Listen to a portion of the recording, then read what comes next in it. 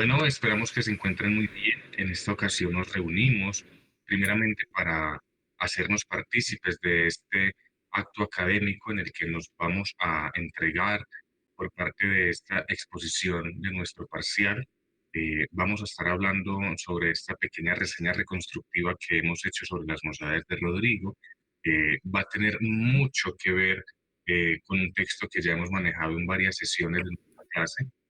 Vamos a estar orientando al recorrido histórico a cargo de Valentina, de Ariana, de mi persona. Esperamos que sea enriquecedor para la formación de todos, como fue para nosotros el hecho de haber podido acercarnos al texto en las jornadas que pudimos leerlo.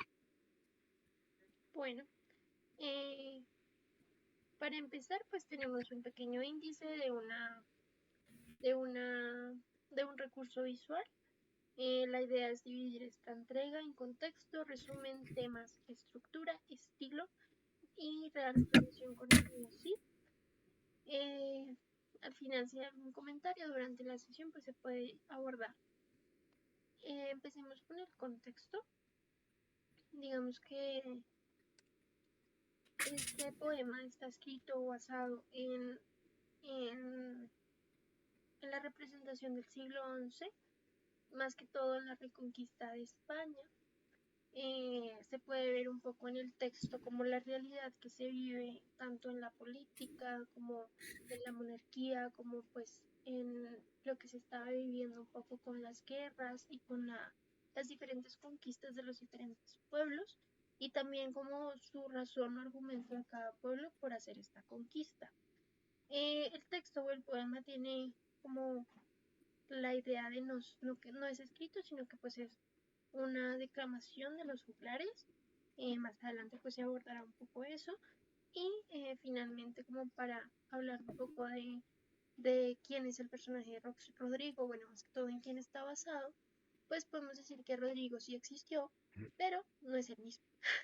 En el sentido de que el Rodrigo que está en esta época, el real, el histórico, básicamente era una persona un poco más alocada, que digamos que era un asesino a sueldo, si lo llamamos con un concepto como más actual, y su lealtad, o sea, tenía como esa misma alma que se ve en el poema de que no es sumiso ante cualquier persona o cualquier poder, sino que más que todo radica la diferencia en la lealtad, ya que si bien en el poema se ve un poco la lealtad hacia, no sé, tal vez su familia, tal vez hacia el pueblo, en algún punto hacia el mismo rey, pero sobre todo, al menos a mi perspectiva, hacia la humanidad, eh, en la realidad lo que pasaba era que su lealtad estaba solo hacia sus deseos y sí, hacia sus deseos, por decirlo así. Y pues nada, esta figura, lo que digo, también intenta representar el tipo de héroe que se quería tener, por eso también es un poco épica. Y pues podemos pasar al resumen.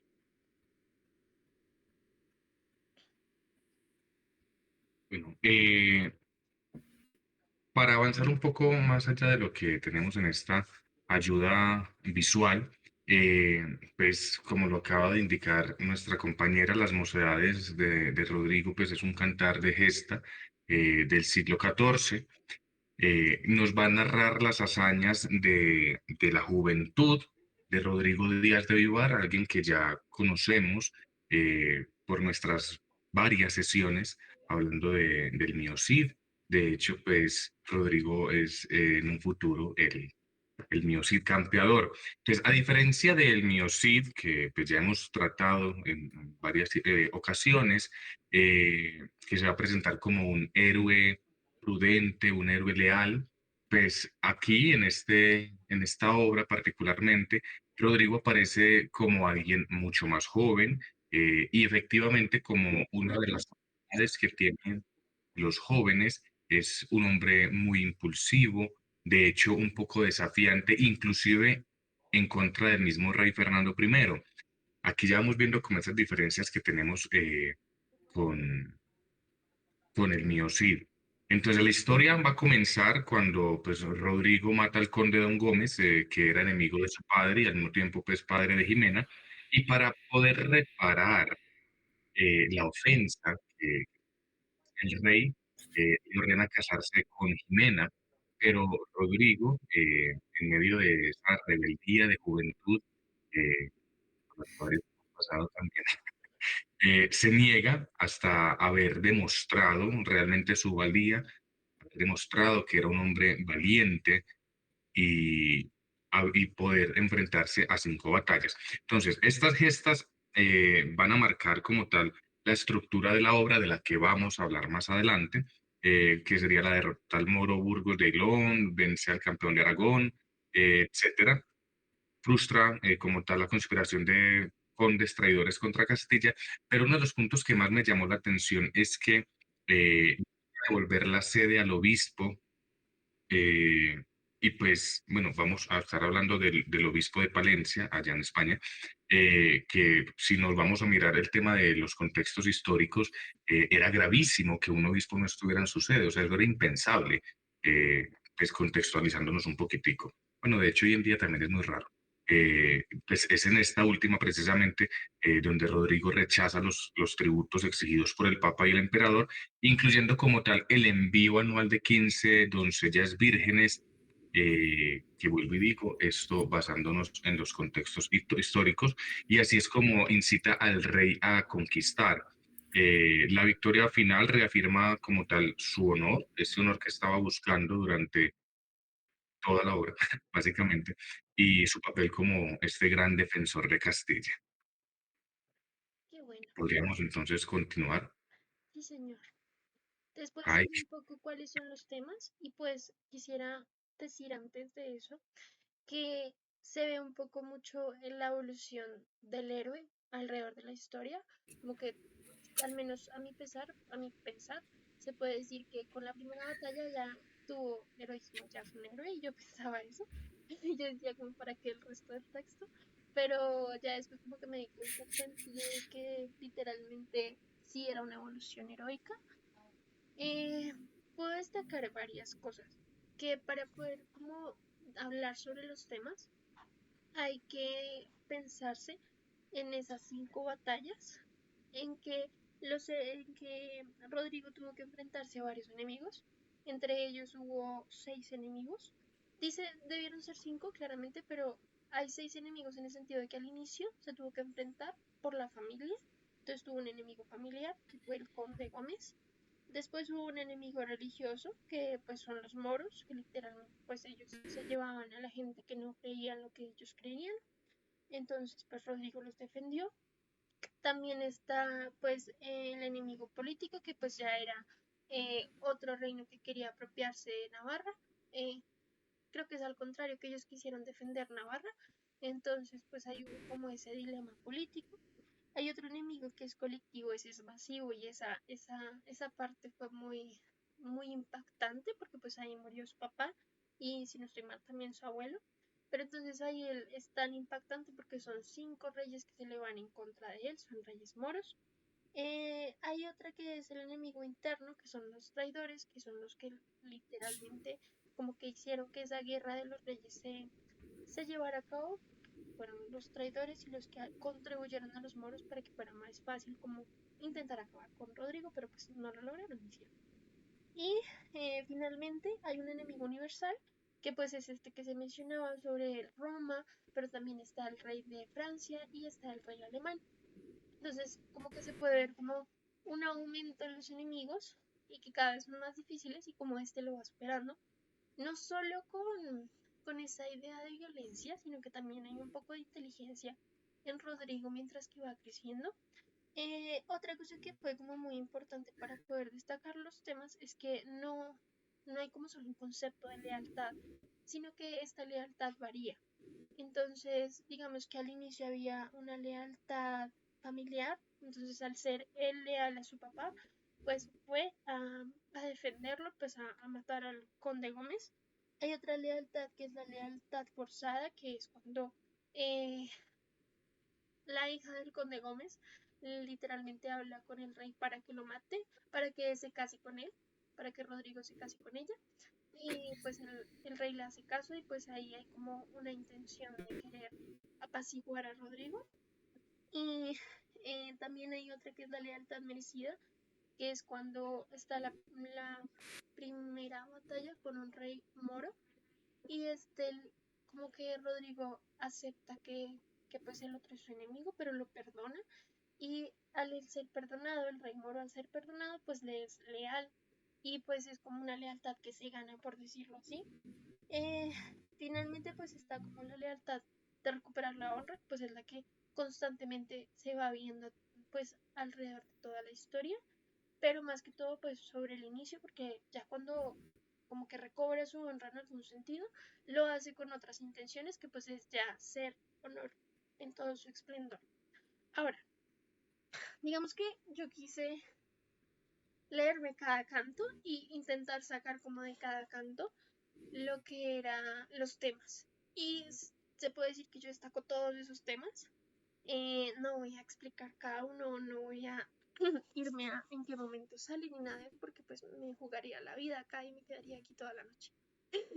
Pero sí quiero hablar de algunos en específico que para mí creo que son muy importantes. Bueno, como lo mencioné ahorita, está el matrimonio como un símbolo como un símbolo, no como un instrumento político, pero también como un símbolo de contrato. Entonces, este tema creo que es fundamental para que todo lo demás desglose, ya que sin ese forzar a ese matrimonio, como que no habría querido él darse cuenta de que de esa matanza que él hizo fue tan violenta que hizo que se atemorizara al pueblo y que esa mujer fuera tan valiente de hacer lo que él se diera cuenta. Entonces, digamos que creo que el matrimonio fue uno de los temas más fundamentales. Eh, digamos que la recuperación de la honra pública, ya cuando logra la primera batalla, o sea que él hace como su promesa, pues uno queda a la expectativa de, ¿será que si vas a cumplir con ganar 5 batallas? Complejo. Pero el primero hace su primera batalla y logra ganarla y la gana de una manera en la que logra incluso que su enemigo lo admire y le dé su lealtad por su compasión, pero no solo por su compasión, sino porque vio en Rodrigo como la intencionalidad de él y que iba más allá solo de matar gente. Entonces, esa honra pública hizo que el rey lo adorara, lo quisiera y viera en él como un muy bonito. La otra sería como héroe como esperanza del reino. Ahí esa es fea porque literalmente constantemente Rodrigo le está recordando, ya sea con palabras o no, lo que es esa dependencia del rey hacia él. Entonces, si pues Rodrigo no era capaz de ir a una batalla, si estaba ocupado o si tenía que hacer una vuelta o algo, el rey estaba súper dependiente. Llega un punto en la historia en la que es la segunda batalla, si no estoy mal, sí es la segunda batalla, en la que como que está asegurado ya que va a haber ese momento de guerra en la que Rodrigo va a defender al pueblo. Pero ¿qué pasa? Que Rodrigo no ha llegado, pero el mismo rey le dio permiso de ir a Rodrigo a restaurar su fe, pues más que restaurar su fe, a irse a traer a Dios y a orar por Papito Dios para que le fuera muy bien. Entonces, él cuando iba volviendo, pues, ¿qué pasó? Ahí hay una muy bonita y es cuando ya se encuentra como con Dios. ¿Por qué? Porque resulta que se encuentra con digamos que un mendigo, ahí lo mencionan como, hay sinónimos de mendigo, pero en esa época, y no recuerdo esa palabra, pero era una persona que necesitaba cruzar un río y nadie le ayudaba, nadie le quería ayudar a ese señor. ¿Y qué pasó? Rodrigo fue capaz de ayudarle, entonces ahí se ve la humildad y la humanidad de Rodrigo, pero cuando se vio esa humanidad, resulta que el mendigo, que no es un mendigo, diría que es un habitante de calle en su época, eh, perdón, pero digamos que ese habitante de calle en su época, lo que era en realidad era como un mensajero de Dios, sí, es un mensajero de Dios. Entonces era un mensajero de Dios que lo que le dijo fue, como tú me ayudaste, pues yo sé que tu fe está intacta y yo te voy a ayudar y quiero que sepas que la bendición de Dios está contigo. Entonces, cuando tú vayas a la lucha, vas a sentir un impulso, una motivación y vas a ganar. Pero entonces en todo el recorrido de regreso, él no sintió el impulso. No sintió el impulso, entonces él estaba gallinado. Entonces, ¿qué pasó? Que él se quedó esperando el impulso y por eso llegó tarde. Cuando ya llegó fue como, perdóneme, rey. Resulta que no siento el impulso que me dijo Diosito. Entonces, hasta que no sintió el impulso cuando estaba comiéndose la sopa porque pensó que el impulso iba a llegar si comía. Antes de comerse la sopa, llegó el impulso. Entonces él pudo defender al pueblo y pues pudo haber ese momento de que el rey se sintió dependiente. No solo ahí, también pasa después, pero ahí qué pasa, ahí literalmente el señor Rodrigo le dice, oiga, usted es dependiente de mí, usted debería ser el que luche, pero también el que reine. A usted no le son leales porque usted sea, no sé, respetable como el rey moro que respeta a Rodrigo por eso, sino que a usted solo lo quieren. ¿Por qué? Porque usted es rey, nada más. Si usted necesitara de ellos, nadie lo querría. Eso después se demostró con la traición. Entonces ahí se ve un poco ese tema de la dependencia del héroe. Eh, Voy a decir una última. Ya hablé sobre Dios, entonces la que decía de el reconocimiento del acto de fe, de una vez, check, porque ya lo expliqué. Una que a mí me conmovió y que me dejó como tirada en el piso fue cuando yo acabo de decirle de que se murió su papá, que esa fue en la tercera lucha que estaban los 5 reyes contra él, que todo el mundo le ayudó y que él estaba mate y mate y mate y de repente volteé a ver y estaba su papá y su abuelito tirados en el piso y él tuvo que seguir matando gente para poder ganar y no morir en el intento y no pudo consolar a su papito y a su abuelito, entonces yo quedé como, ¿qué?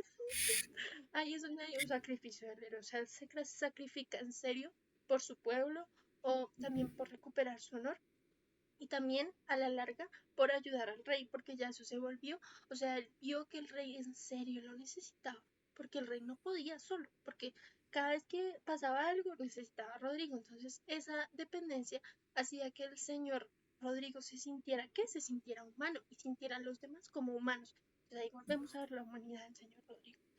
Eh, y pues ya expliqué la fragilidad real, aunque igualmente al final pasa mucho peor, porque los que lo traicionaron, pues claro, Rodrigo los vuelve a recoger y se los lleva sin que el rey se los pida, o sea, él es consciente de que el rey pues los quiere su cabeza. Pero también como que si Rodrigo nunca se hubiera enterado, ellos hubieran seguido traidores y perdón Tatiana, habrían seguido de traidores y pues ahí se ve reflejada también, o sea, es algo que se ve constante, pero cada vez se desnuda más, por decirlo así. Y las demás, pues ahí están, y pues creo que al ir mencionando un poquito el resumen de lo que me gustó, fui mencionando temas que son como fundamentales. Y ya. No sé qué sigue. Sigue la estructura. Bueno, pues para tener presente el tema de la estructura, pues sabemos que la historia no se cuenta así como de corrido. O sea, no es como que empiece y, pam, y llegamos al final, no. Entonces no se cuenta de corrido como si fuera un relato lineal, sino que se va armando como por partecitas, como por partes, a través, como lo acaba de mencionar Valentina, a través de distintas aventuras, llamémoslas así, estas pequeñas aventuras que tienen algo en común, el famosísimo voto de las 5 líderes. Este voto, para los que no comprendamos muy bien qué es la promesa que hace Rodrigo de cumplir estas 5 grandes hazañas antes de casarse con Jimena. Sí, o qué, es que sabemos que Jimena es la hija del conde al que pues, al principio dijimos que mató. Dentro de los tantos que mató, a ese señor al que mató. Así que cada episodio se convierte en una nueva misión donde Rodrigo demuestra efectivamente su valentía, porque pues, pelea contra musulmanes, derrota campeones de reinos vecinos, desbarata conspiraciones de los condes traidores como lo escuchamos ahora. Efectivamente, a mí me sigue marcando mucho cómo restaura el honor del obispo. Ujú. Pues me disculpan, es un poco el contexto. Entonces restaura el honor del obispo y viaja hasta el extranjero inclusive para enfrentarse al mismísimo papa y pues al emperador. O sea, estas son las batallas, o sea, son las batallas. Eh, Esta forma de contar la historia hace que la obra efectivamente sea como muy dinámica. O sea, que no sea como muy estática, sino que sea muy dinámica, casi como una serie de aventuras que van subiendo de intensidad, como estos juegos, eh, pues los de PlayStation, que a medida que uno va avanzando se van haciendo un poquito más difíciles. O sea, es una serie de aventuras que se intensifican a medida que va pasando. Sabemos que no es simplemente un relato histórico, sino un compendio de todas las leyendas que la gente conocía sobre la juventud del Cid, que se reúnen precisamente para entretener y emocionar al público. Ya sí vamos a tener en cuenta el tema de la forma en la que está estructurado. Pues el poema está escrito con versos irregulares de entre 12 y 16 sílabas, casi siempre con una rima en la letra A o en la letra O, para que caiga en la nota. Y pues muchos versos se van a dividir en dos partes que son un poquito más cortas, lo que le va a dar un ritmo un poco más ágil. Esto, pues, como ya lo habíamos visto en clase, estos ritmos que se hacían ágiles se volvían muy pegajosos y asimismo, pues, eran más fáciles de aprender, como cuando uno ensaya un coro de una canción de, yo qué sé, de Shakira al menos, y se nos queda, eh, pues no la escribimos, pero no la aprendemos de memoria porque es pegajosa. Eh, y esto precisamente se parece mucho a los romances que se cantaban en esa época. Esto pues ya va a convertir como tal esta obra en un puente entre la épica más solemne y las nuevas formas de narración que son un poco más breves y más fáciles de recordar. Pues sabemos que esto lo tenían que aprender de memoria, entonces mis respetos para esa gente, porque pues de memoria no lo aprendí, se lo aprenden ellos y ya. Eh, ya como pues para concluir el tema de la estructura, es, vuelvo y digo, es como una gran colección de aventuras juveniles con un héroe impulsivo y valiente que no se va a conformar Se cortó. con obedecer el honor de Castilla. ¿Sí o no? Viva España y que viva el rey. ¿Sí o no? Entonces, pone nuevamente el honor de Castilla en su cúspide y pues así es como su forma y su estilo van a mostrarnos cómo la literatura medieval estaba cambiando. Pues es un proceso de transformación pasando de los cantares de gesta tradicionales a un tipo de narración mucho más emocionante y pues efectivamente más cercana al gusto popular. Perfecto. Listo. No sé qué sigue. Más estructura. Estilo. Ok, listo. El estilo, personalmente lo dividí en tres puntos muy claves. El segundo iba a ser la métrica y la rima, pero eso como ya lo mencionó Marlon, lo voy a pasar de corrido a las dos cosas principales que terminan, Tienen 15 minutos. a las cosas principales que determinan el estilo de las mocedades de Rodrigo. Este texto obviamente va a estar muy impregnado por una huella de la tradición oral. Los cantares de gesta se caracterizan más que todo por estar ligados al arte de la juglaría, que consiste en divulgar extensas narraciones épicas de forma oral y generalmente su público era mayoritariamente analfabeto. Su función principal era relatar hechos históricos, conquistas y batallas para precisamente entretener al público. Esta va a ser una de las diferencias más grandes entre el Cid, el cantar del mío Cid y las mocedades de Rodrigo. El poema contiene varias apelaciones o llamados al pueblo muy, muy característicos de estos cantos que se hacían precisamente a grandes congregaciones de gente. Eh, Uno de los ejemplos más conocidos es, voy a decir aquí textualmente, oiredes lo que aconteció entonces en aquel año, o la más directa, oídme castellanos, que evidencian esta conciencia del juglar sobre su auditorio y esta naturaleza medio como performativa del propio texto. Em, listo.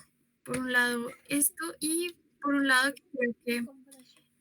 de las cosas más interesantes y bonitas que tiene el texto es cómo fusiona un estilo más fantástico y aventurero que se diferencian del Miocid de manera de que el Miocid se aferra más a hechos históricos y más que las mocedades se abre más como a la fábula y a, precisamente como decía Marlon, las leyendas que no solo rondaban alrededor de Rodrigo, sino de las leyendas conocidas. Bueno, aquí voy a dar dos ejemplos de esta fusión folclórica y ficticia que hay en el Miocid, y es primero el encuentro con San Lázaro, que es lo que ahorita hablaba Valentina, de este mendigo, de este indigente, podríamos decir, que en realidad era un santo, el santo San Lázaro, disfrazado, que le da este iluminación, por decirlo de alguna manera, que le ayuda precisamente a otorgarle la victoria en sus futuras batallas. Y la segunda es el tributo de las doncellas, el, la exigencia, bueno, estas 15 doncellas vírgenes que dan el Papa y el emperador, el emperador al rey Fernando, es un tópico que se encuentra en múltiples cuentos y leyendas populares. Eh, Otra cosa que me pareció bastante interesante es cómo el texto de Mío sí tiene conciencia sobre otros cantares de gesta franceses, como la alusión al Merique de Narbona, las 12 pares o Palacín de Blaya, personajes de canciones de gesta francesas. Entonces, es muy interesante cómo fusiona leyendas de otros países, leyendas que apelen más al público y como a la diversión, a la aventura, a la emoción, con todo esto que decíamos de que cada vez Rodrigo se enfrenta a desafíos más y más difíciles. Yo creo que precisamente le da un motivo más eh, de acción, tal vez la acción sea un término muy moderno, pero algo por el estilo. Y por otro lado, las mocedades también eh, tienen frases, palabras que se enfocan, como decía, en la acción y que priorizan el movimiento y la dinámica. Los epítetos épicos, tal como en el Cantar de Miocid, también se presentan en este texto como el buen rey don Fernando o el castellano, que personifican y le dan más personalidad a cada uno de los personajes. También es bastante, se reconoce bastante en el texto. Además, se emplean pleonasmos y paralelismos, recursos propios del discurso oral, y esta agilidad del lenguaje y primacía de la acción dan, dan un estilo, a indicios de un estilo más moderno, más aventuresco, como decía, que el relato tradicional de la épica. Listo. Eh, Pasando a la comparación entre el Miocid y las mocedades, creo que lo hemos visto, lo hemos escuchado alrededor de la presentación, pero aquí voy a abordar eh, características muy puntuales. El protagonista en el Miocid, precisamente como hablábamos en clase, es un héroe maduro, mesurado, leal y prudente, y sobre todo muy estratégico e inteligente también. Eh, y en las mocedades se presenta como un joven valiente, arrogante, soberbio, y a pesar de que este héroe se presente así en un principio, yo creo que también Las Mocedades de Rodrigo es como un texto de la madurez de la madurez de Rodrigo para convertirse eventualmente en el mío Cid. Creo que busca o explora mucho esta cuestión de la madurez de Rodrigo a través de, igualmente, de batallas. Una también de las cosas más importantes es su relación con el rey. Aquí se presenta como en el Mio Cid se presenta como un personaje incondicional a su rey, con la meta de recuperar su honor perdido y la confianza real. Y en las mocedades esta relación más o menos que se invierte. El héroe Rodrigo aquí actúa de forma autónoma y presentando su voluntad ante la monarquía. El- la temática central en el Mio Cid consiste en la restauración del honor a través del servicio, la lealtad y la devoción, enalteciendo precisamente la figura del rey.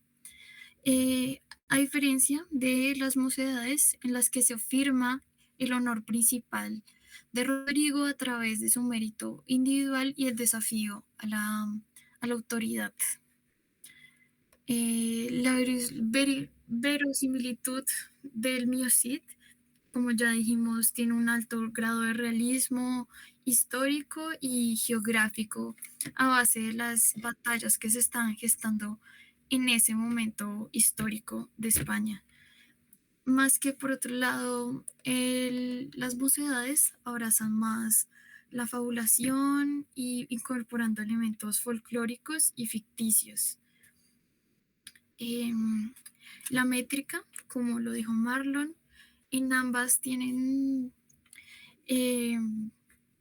características muy similares, como los versos anisosilábicos y las series asonantadas, pero en las mocedades se distingue esa tendencia al romancero, a un género literario que iba a surgir en España pocos siglos después. Y ya, creo que eso es todo. Perfecto. Gracias. No sé qué más decir. Marlon, por favor, termina la No, clase. concluye. Bueno, me parece muy curioso porque, pues, en un primer momento, pues yo la única vez que había escuchado Mocedades era de este grupo español, estos que cantan música romántica de Eres tú, muy agradable, música de mi época, de cuando, y lo tempore, cuando yo era joven y un hombre hermoso. Pero luego me doy cuenta que las mocedades, si nos vamos directamente al término directo de la palabra, lo que nos dice la RAE, eh, es esta etapa de pubertad y de alta adolescencia, casi que llegando a la etapa adulta temprana. O sea, nosotros lo conoceríamos como tipo 16, 17, 18 años. Y pues me pareció muy curioso en un documental que veía, esto como para contextualizarnos un poquitico con el título de la obra, y de aquí viene el famoso dicho de, está en sus años mozos. Está en sus años mozos significa que estaba en sus ¿Verdad? años de juventud. Y efectivamente, pues las mocedades de Rodrigo nos van a hablar precisamente de eso, de esta etapa de la vida de Rodrigo en la que es un hombre muy valiente, muy rebelde, muy impulsivo, son actitudes propias de esta etapa de la vida. Pero bueno, esperamos que la presentación haya sido del gusto de todos ustedes, maestra. A usted le agradecemos mucho por las bases que nos ha brindado para presentar como tal esta pequeña clase que va dirigida a usted con todo nuestro cariño. Eh, a mis compañeros les agradezco mucho por la paciencia también, por haber entregado parte de su tiempo. Sabemos que el tiempo es fundamental y pues precisamente la entrega que nos permitió como tal acoplarnos muy bien y desarrollar a fondo esta obra tan maravillosa. Les agradecemos mucho, que Dios los bendiga y que les vaya muy bien. Muchas gracias.